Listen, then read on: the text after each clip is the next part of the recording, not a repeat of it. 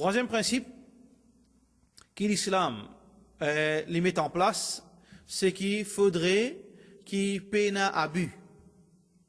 Abus dans le sens qu'il est plus spécifique que l'injustice. Dans le sens qu'il y a un abus, il est capable d'une façon qui dit, là, il rit, tout il prend pour dire, mais c'est mon abus zoli. Pareil comme beaucoup de commerçants font, veut dire qu'ils nous viennent, un commerçant lui vient, lui vend ce produit d'une telle façon, et ça, client-là, lui, il n'a aucune notion de sa produit. Première fois, il peut venir acheter un produit pareil. Par exemple, il peut venir acheter un appareil électronique, une cassette. Alors, mon vendre sa produit-là, mon embellir sa produit-là par mes paroles, et finalement, ça dit, mon croit moi, et il finit prend sa produit, il allait, et finalement, quand tu es capable, il y a les autres alternatives pour lui, à cause de mon dernier, mon récit met ça, mon attache ça sur les coups.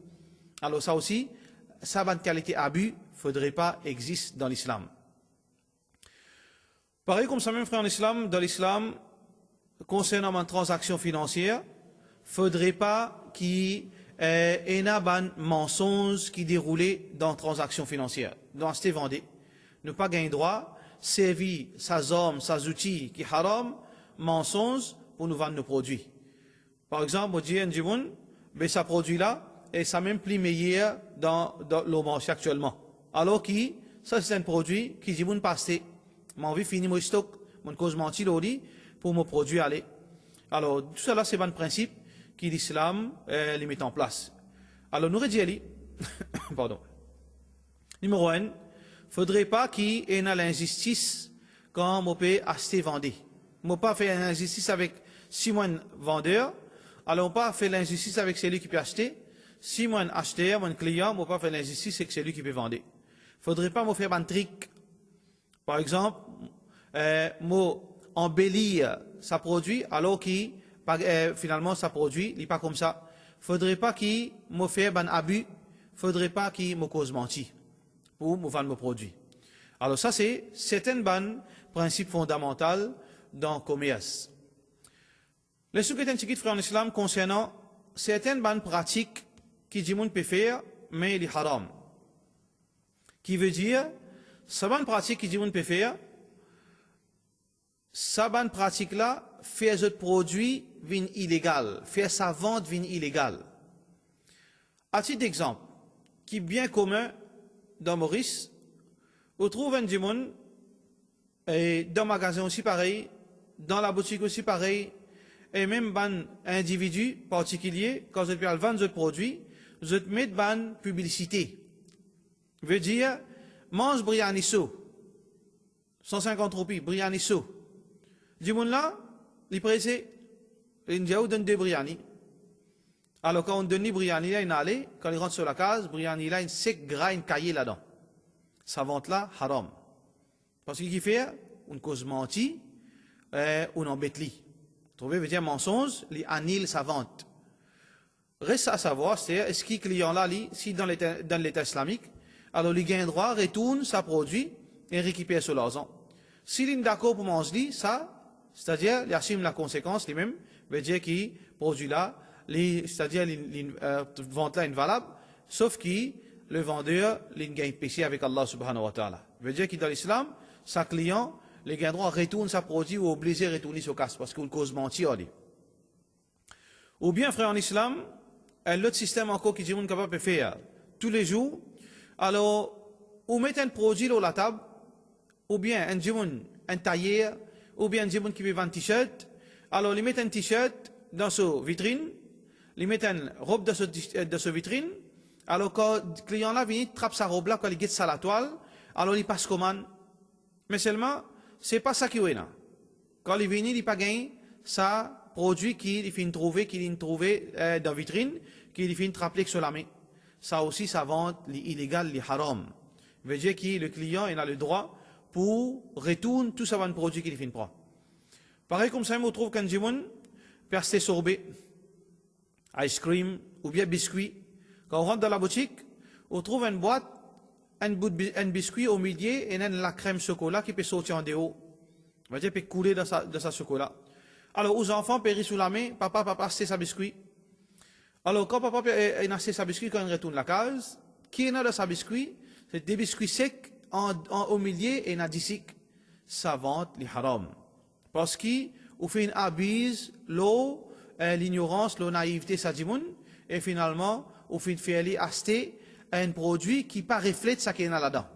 Alors, tout ça là, c'est un principe qui, l'islam, les fin défend. Je veux dire, voilà, certainement l'exemple concernant un aspect dans transaction financière, veut dire qui ou en bédjimoun. Pareil comme ça même, frère en islam, un de les autres ventes qui l'islam, c'est-à-dire pas autorisé, à titre d'exemple, un djimoun, il a fait commerce. Il a fait commerce en dehors, alors il amène ce bon produit. Il amène ce bon produit, première fois il peut faire commerce. Alors il a assez beaucoup de produits depuis la Chine ou les autres pays. Il fait une Maurice, il n'a pas qu'une réalité valeur ce bon produit. Alors il a tapé la porte de monde pour qu'il donne un renseignement ou bien pour donner un conseil pour aider.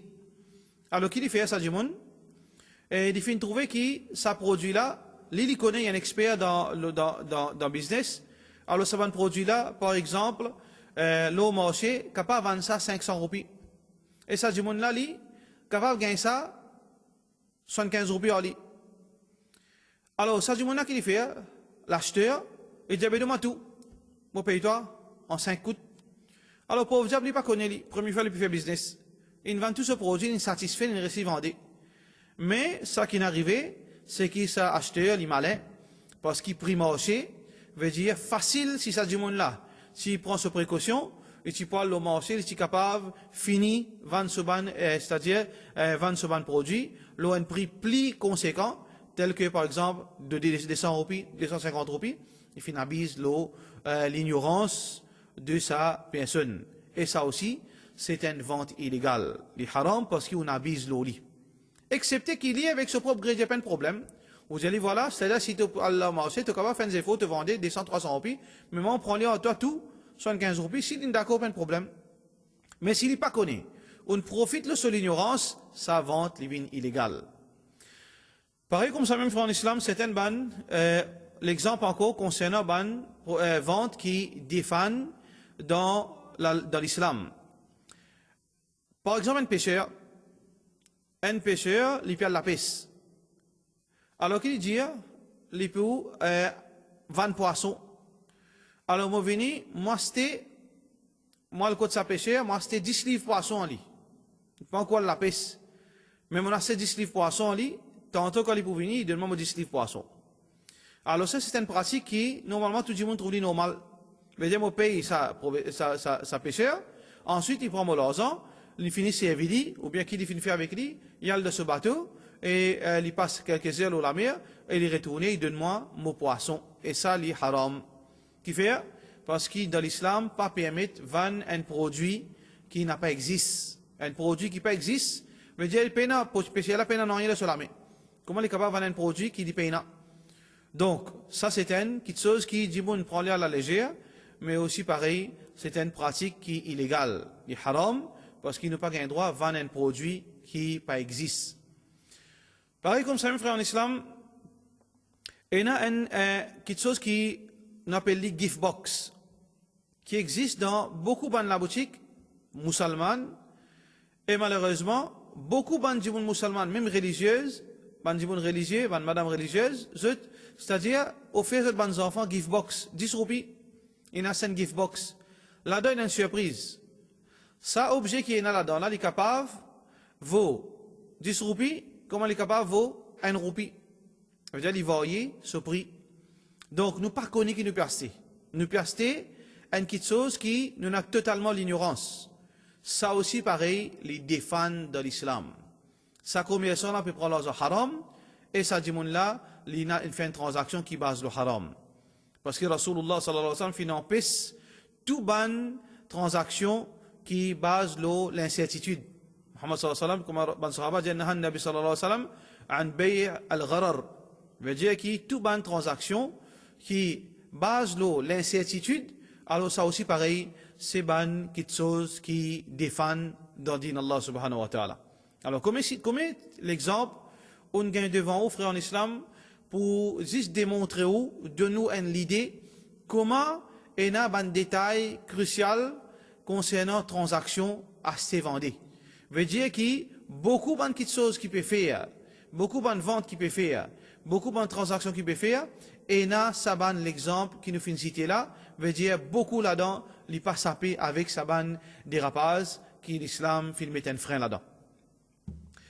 Pareil comme ça, même frère en islam, il y a les autres produits, il y a les autres systèmes, qui, les autres erreurs qui on peut faire dans une transaction financière.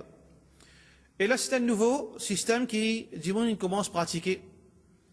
Il y a un faux système qui est basé sur le mudaraba. Mudaraba, c'est une pratique qui est approuvée dans l'islam, mais il mal comprend ça, ou bien il mal gagne explication, alors il peut plein de haram, il n'est pas connu. Alors, qui va dire faire? Moi, il a 100 000 roupies avec moi. Alors, moi, pas connais qu'il m'a fait, il ne dit pas mettre ça dans la banque, parce qu'il a intérêt haram. Mais non, aucun doute, parce que tout l'intérêt, les défend dans l'islam. Allah peut dire, Yamhaqullahu riba wa yurbi sadaqat. Allah subhanahu wa ta'ala, lui montrer ce dégoût vis-à-vis riba. Mais Allah lui profite, ban donation. Allah subhanahu wa ta'ala peut dire, wa ahallallahu al-bay' wa harram al-riba.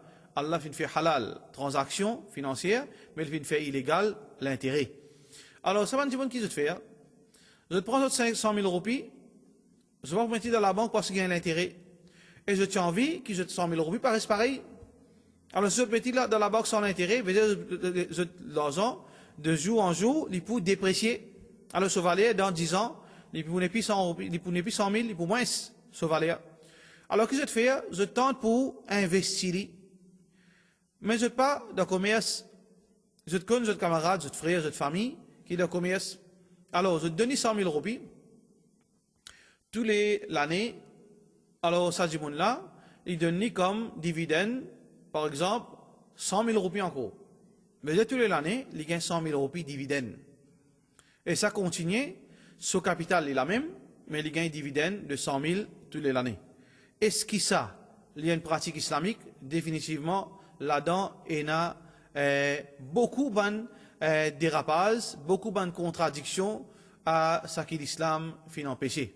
Je veux dire, beaucoup de contradictions qui, ce que l'islam fait empêcher, font partie dans sa transaction qu'il vient de faire.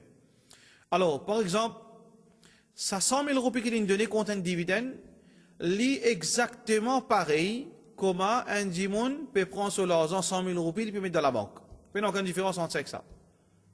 Parce que la banque, quand on met 100 000 roupies dans la banque, il donne un dividende, qu'il appelle l'intérêt, il donne l'intérêt de 13% par exemple. Alors, ça l'intérêt là, quand il tire ça, il prend l'argent, il développe sa l'argent, il investit sa l'argent, il gagne profit de sa l'argent, il donne un quota fixe, veut dire un l'argent fixe annuellement. 13% dans l'argent.